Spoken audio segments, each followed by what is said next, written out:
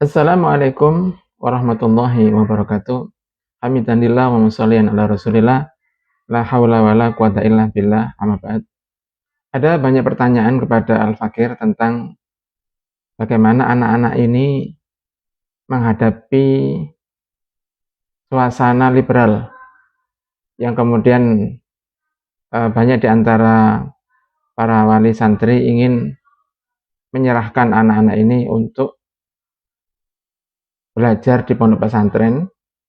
Bahkan anak-anak ini diharapkan bisa melanjutkan ke jenjang yang lebih tinggi.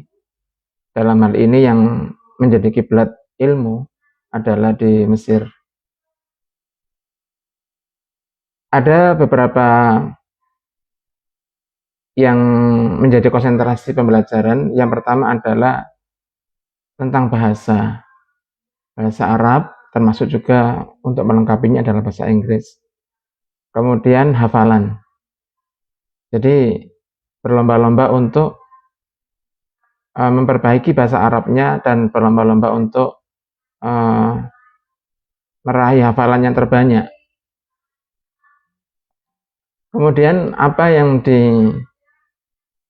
dapat itu kemudian disampaikan dalam bentuk muhadharah, dalam bentuk public speaking, sehingga ini betul-betul dilihat kemampuannya, dan ini kemudian banyak menarik minat. Tentu ketika ada anak yang mampu menjelaskan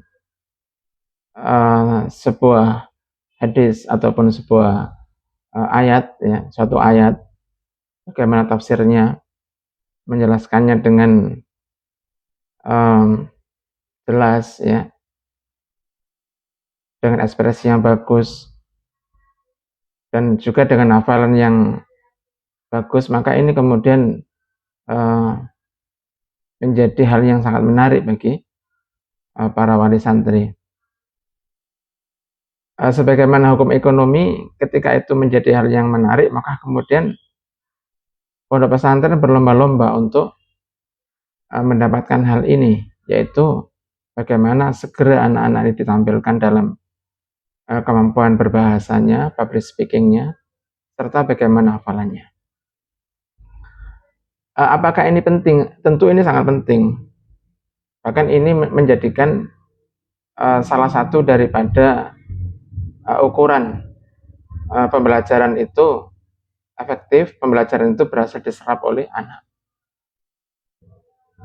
Akan tetapi sebenarnya ada hal yang jauh lebih penting.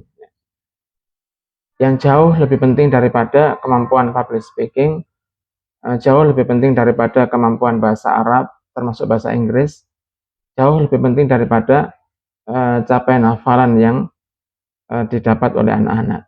Itu apa? Pondasi. Karena semuanya itu dibangun di atas pondasi. Ya.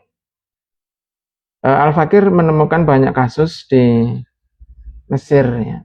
Dan ini menjadi hal yang mungkin saat ini banyak diketahui, bahwasanya anak-anak ini ketika belajar ke Mesir, dia tidak disiapkan dalam pondasinya. Konsentrasi utamanya adalah pada persoalan kemampuan bahasa Arab, kemudian hafalan. Nah, sehingga kemudian kita melihat bahwasanya anak-anak ini pada satu titik tertentu, ya, ketika mereka mendapatkan cobaan di rantau, itu kemudian mereka jatuh. Dan mereka tidak bisa bangkit dari jatuhnya tersebut. Pada titik tertentu mereka mengalami disorientasi, sehingga kita tidak jarang kita dapati anak-anak yang seharusnya dia menyiapkan dirinya untuk menjadi seorang ulama, ya, seorang yang alim, karena mereka belajar pada para masyayikh, tetapi kemudian mereka disibukkan dalam aktivitas main-main, ya, tidak serius, bahkan kemudian mereka gagal di tengah jalan. Kenapa demikian? Karena sebenarnya mereka tidak kita siapkan secara pondasinya. Nah, apa yang harus kita siapkan yang lebih penting dari yang paling penting, ya. Sekali lagi saya tidak mengatakan bahwasanya bahasa Arab hafalan itu tidak penting. Ini sangat penting. Public speaking sangat penting. Tetapi yang jauh lebih penting itu adalah menyiapkan fondasi. Pertama, tentang akhlak. Tentang akhlak. Tentang akhlak ini tidak bisa diposting. Kita tidak bisa mengukur anak ini seorang anak yang berakhlak baik dengan kemudian kita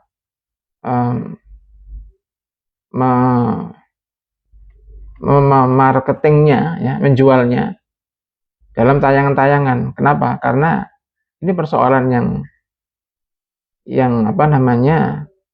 terjadi secara alami.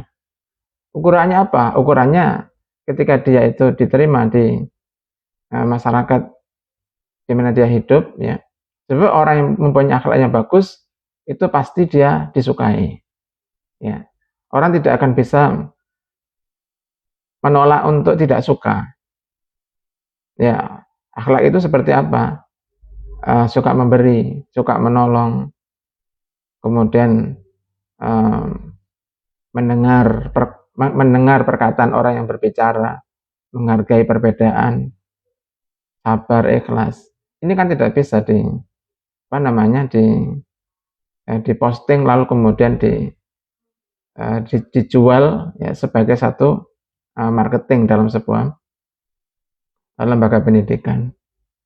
Yang bisa dijual adalah bagaimana dia berpidato, bagaimana dia itu berceramah, bagaimana kemampuan bahasa Arabnya itu bisa dijual. Ya. Sedangkan akhlak ini sebagai pondasinya. Belajarlah akhlak sebelum kita belajar ilmu.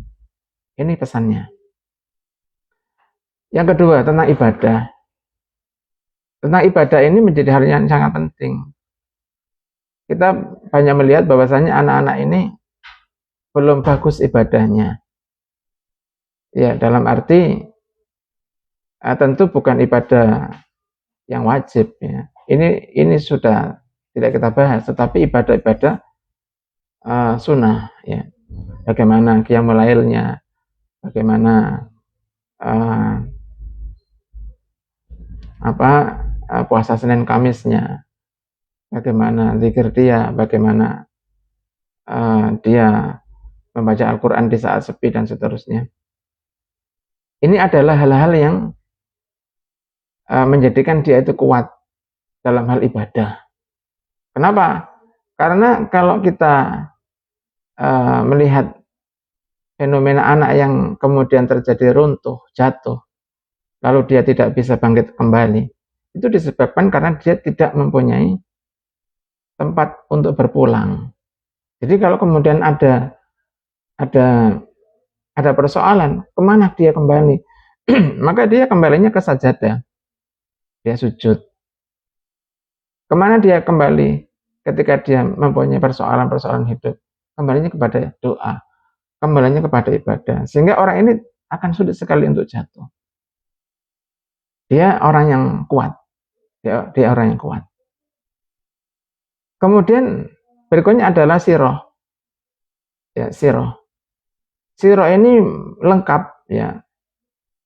Di sana ada pembelajaran tentang akidah. Bagaimana Nabi menguatkan akidah para sahabat dari awal sekali dalam dakwanya sampai kemudian Allah memenangkan Islam ini, itu tidak mungkin tanpa keyakinan yang kuat, ya, tanpa pemahaman akidah yang kuat. Sehingga di dalam sirah otomatis pasti di sana akan dibahas tentang akidah, bagaimana membangun sebuah kekuatan akidah. Dan ini ibaratnya adalah sebagai bahan bakar, ya, bahan bakar yang akan menggerakkan semuanya. Sehingga ketika anak itu kita berangkatkan ke Mesir misalnya, dia menyadari bahwasanya dia adalah bagian daripada rencana Allah Ta'ala, bagian daripada perubahan yang diawali oleh Nabi, lalu dijaga oleh para sahabat, diteruskan oleh para ulama, dan anak-anak ini adalah sebagai garansi, sebagai penjamin bahwasanya syariat ini akan terus langgeng, akan terus dianut, akan terus dipahami oleh umat selanjutnya. Sehingga anak-anak ini berangkat ke Mesir itu bukan dalam rangka agar dapat gelar LC, itu bonus saja. Akan tetapi mereka itu menyadari bahwasanya ketika mereka belajar di rantau, apalagi di tempat yang jauh, itu mereka sadar, sesadar-sadarnya bahwasanya saya adalah sebagai seorang pengemban dakwah. Itu di dalam sirah dijelaskan. Kemudian dalam sirah juga dijelaskan tentang strategi-strategi. Bagaimana Nabi melakukan strategi. Bagaimana orang-orang kafir juga melakukan strategi. Sehingga dalam sirah itu menjadikan orang itu cerdas, melihat suasana. Bagaimana menghadapi makar orang-orang kafir. Karena sesungguhnya sama, orang kafir pada masa lalu dengan orang kafir pada masa sekarang itu sama. Sama-sama kafir. Sama-sama ingin menghancurkan Islam. Yang berbeda adalah teknologinya saja yang berbeda. Dan disinilah ketika kita itu membahas dakwah dari perspektif sirah Nabi, maka ini akan memberikan gambaran yang utuh. Ya, akan menjadikan anak-anak yang kuat, akan menjadikan anak-anak yang terus bersemangat. Apakah mereka jatuh? Iya, dalam sirah Nabi juga jatuh, para sahabat juga jatuh. Tetapi apakah kemudian Nabi dan para sahabat itu menyerah dalam kejatuhannya? Jawabannya tidak. Jadi Nabi tidak pernah menyerah untuk terus menyampaikan dakwah. Dan inilah semuanya itu di dalam sirah itu dijelaskan. Sehingga kalau kita kemudian menyiapkan anak-anak ini dalam waktu sebulan, 2 bulan, 3 bulan, 4 bulan, saya masih belum bisa membayangkan bagaimana menyiapkan fondasinya. Mungkin kita bisa menyiapkan bahasa Arabnya, mungkin kita bisa menyiapkan hafalannya dengan metode yang bagus. Ya, hafalannya bisa melesat cepat, tetapi pemahamannya itu tidak sejalan atau tidak beriringan dengan hafalannya. Sehingga anak-anak itu hanyalah kemudian mengejar target hafalan, tetapi kemudian anak-anak itu tidak memahami apa yang mereka hafal, tidak memahami apa yang mereka baca. Nah, sehingga kalau konsepnya adalah mendahulukan mana yang penting, ya, taqdimul aham alal muhim. Tentu public speaking itu penting, bahkan sangat penting. Bagaimana orang itu menyampaikan sesuatu tetapi dia tidak bisa berbicara. Bahasa Arab sangat penting. Dengan bahasa Arab itu kemudian bisa memahami literatur, kitab-kitab turas para ulama terdahulu.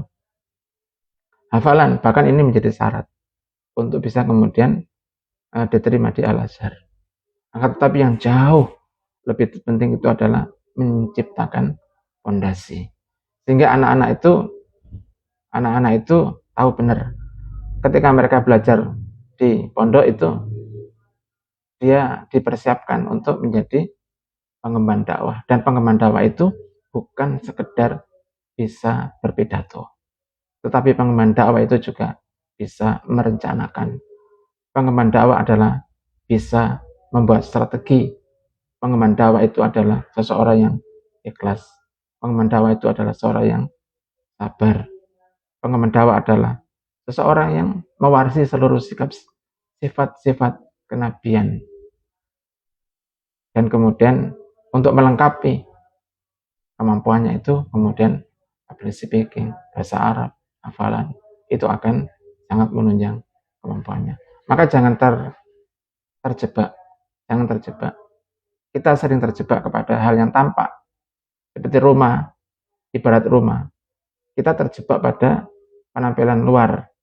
Oh, ini rumah yang bagus, catnya bagus, keramiknya bagus, gentengnya bagus. Tetapi kemudian dia tidak dibangun di atas fondasi yang kokoh. Maka rumah itu gampang untuk roboh. Demikian pula anak. Kita sering terjebak, oh anak ini pintar untuk menyampaikan public speakingnya. Oh, anak ini pintar berbahasa Arab. Oh, anak ini bagus hafalannya. Tetapi dia ternyata apa? Fondasinya belum cukup. Sehingga kemudian dalam keadaan yang sulit, dia kemudian meninggalkan semuanya. Dia melupakan hafalannya. Dia tidak memanfaatkan bahasa Arabnya itu. Dan dia kemudian tidak menggunakan public speakingnya untuk berdakwah. Demikian, billahi taufiq wal hidayah. Assalamualaikum warahmatullahi wabarakatuh.